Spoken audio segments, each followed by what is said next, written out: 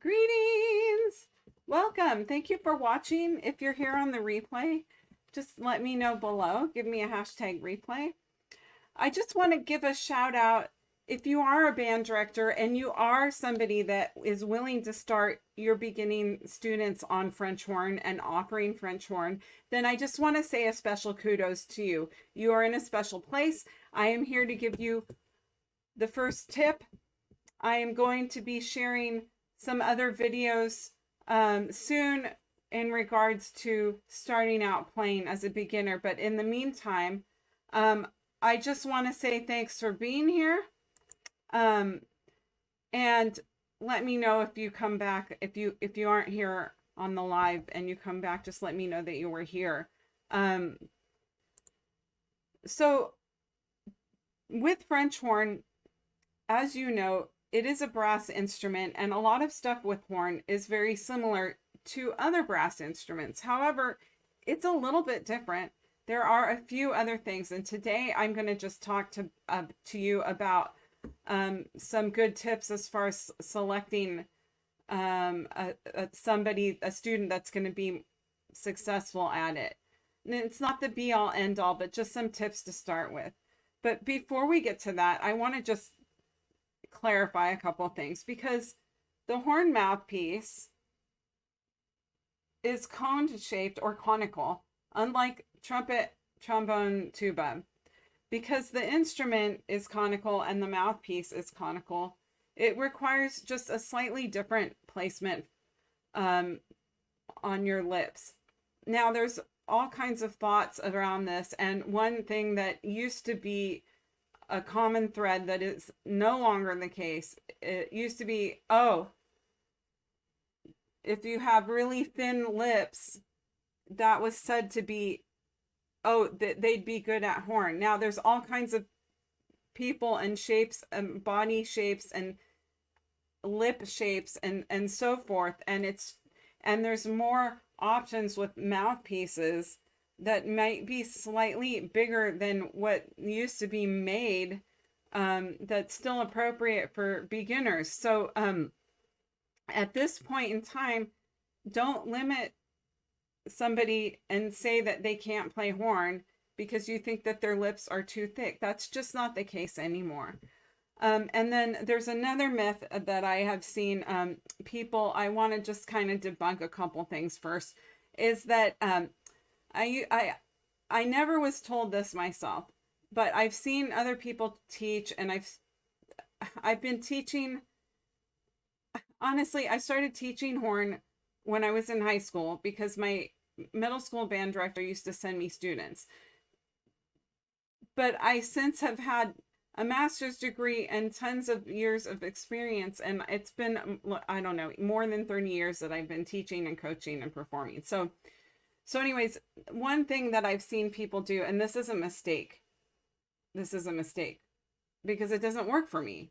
So if it doesn't work for me, it's not going to work for everybody else either, is to place a mouthpiece at the bottom lip and then go up. Now, if I do that, my mouthpiece is too low.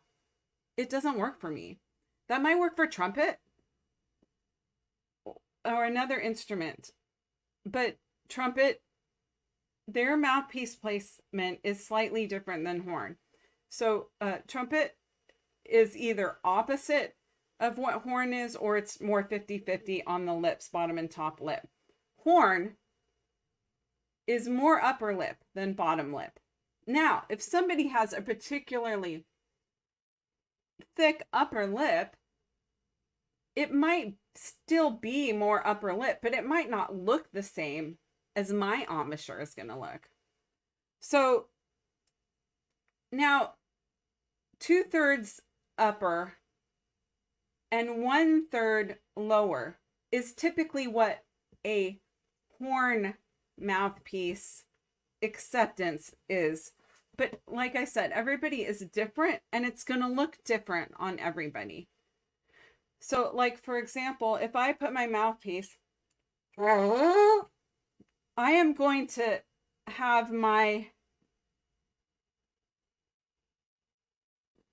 rim is going to be above my upper lip. the bottom rim is still touching my lip. Somebody with thinner lips than me might maybe be touching a little lower on their bottom lip. Somebody with thicker, even thicker lips than me might be not touching above their lip. It might be on their lip, but it still might be that they're more upper than lower lip. And if somebody's too low, they're going to get okay results for a while. It's just as they go on and advance, things get a little trickier. And that's another discussion for another day. So how do you know who to pick for horn? How do you know how to pick? There's one thing to consider. So can they match pitch? I forgot to turn on my piano, but if they can match pitch, like if you sing a pitch,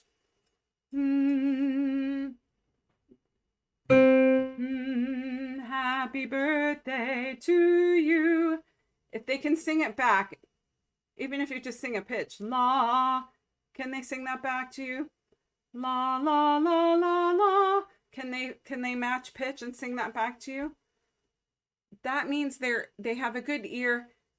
That's a good first step to being successful on horn. Okay, now, what else can they do? Buzzing your lips is not the same without a mouthpiece, okay?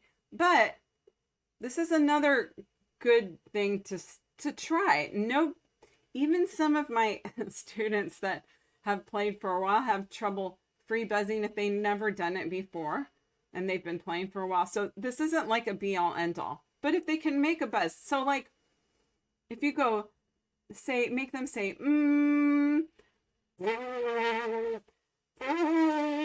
sound like a bee sound,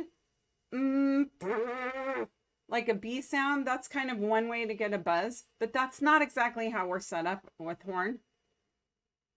Okay, so let's see. And then the other thing is try having them buzz on the mouthpiece.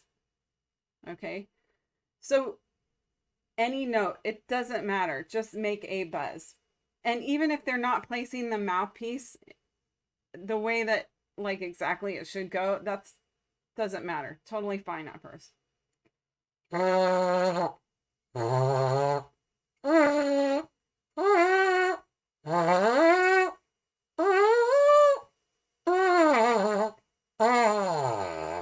Right? So can they make a buzz? Can they make a buzz? Can they make a going up sound or going down sound? Can they make any buzz?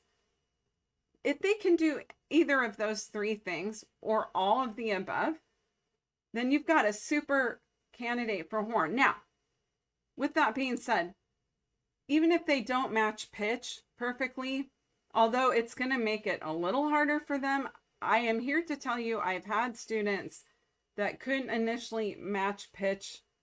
They learned to do it later. And they wanted to play so badly that they were willing to do the work to learn to play. So that's the other part of it. If you know this kid is studious and is going to work really hard, horn's probably fine, even if they can't do all these things yet. If they want to do it, let them try. Let them try. So those three things, let's go over that again. Can they match a pitch? Can they sing? Can they match a pitch that you sing? Can they make a buzz without the mouthpiece? Have them say,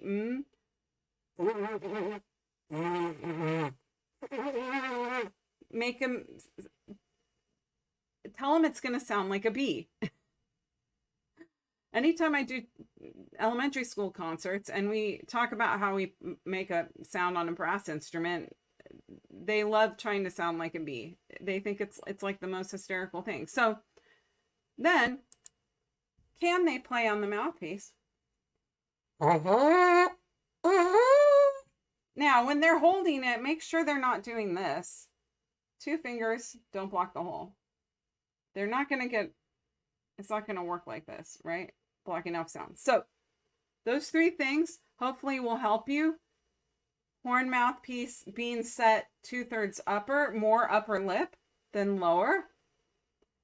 If you have somebody with particularly thick lips and you need help finding them a mouthpiece that's maybe going to be a little bigger, let me know. Give me a comment. Feel free to check in with my website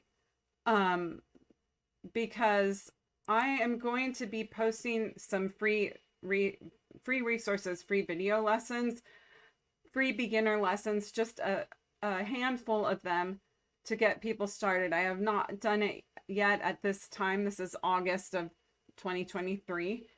So I'm still working on getting that set up, but feel free to check in with my website. It's cindydean.com, DEANE, Dean with an E, to share those.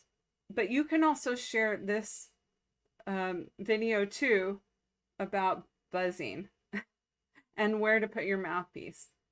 So I just want to say thank you so much for watching. Let me know if you were here. Feel free to share this. Other educators, other students, sprinkle this amongst your friends. Sign up for any future notifications that I might have. And stay tuned for lesson number 2 coming your way. Bye for now.